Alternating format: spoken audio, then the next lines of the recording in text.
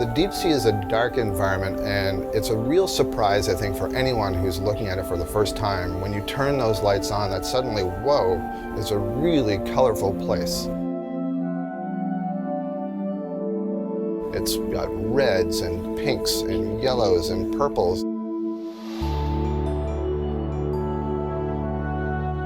It's a surprisingly beautiful place, especially when you think about how harsh that environment is. It's dark, it's high pressure, it's cold, and yet it's got a true aesthetic beauty, and that's one of the things that I find really special about it, and so I never get bored of looking at it.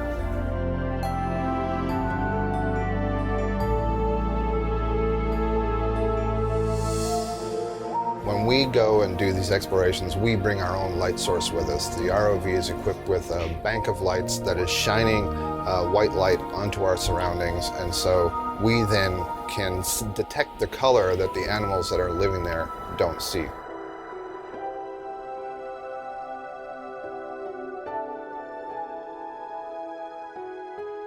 So because we are visual animals, I think we interpret whenever we see color as having some important meaning. And that isn't necessarily the case in all situations.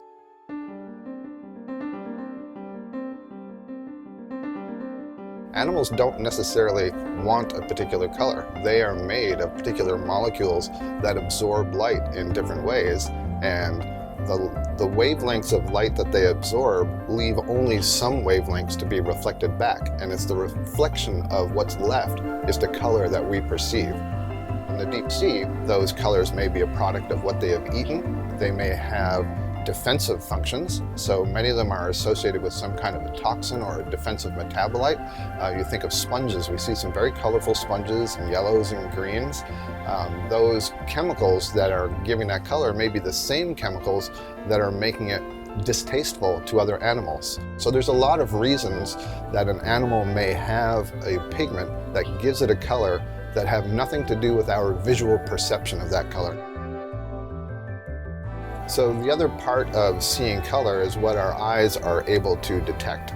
And our eyes aren't able to detect all wavelengths of the electromagnetic spectrum. We see from the reds and oranges and yellows to the greens, the blues, and the purples. We can't see in the longer wavelengths, infrareds, or the shorter wavelengths, the ultraviolets.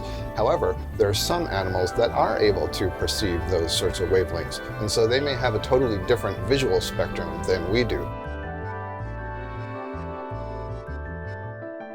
So the other end of the equation is, because there's no light, a lot of the animals in the deep sea are actually sensing their environment in a different way. They're not using visual cues, and so a lot of the animals that we see, you'll see they have these extremely long antennae, or we've heard about the lateral lines that are on fish, and these are able to detect motion in the water. We also have a lot of taste, basically, or smelling of the water, and so there will be receptors that are on these antennae that can basically detect molecules. It's a form of scent.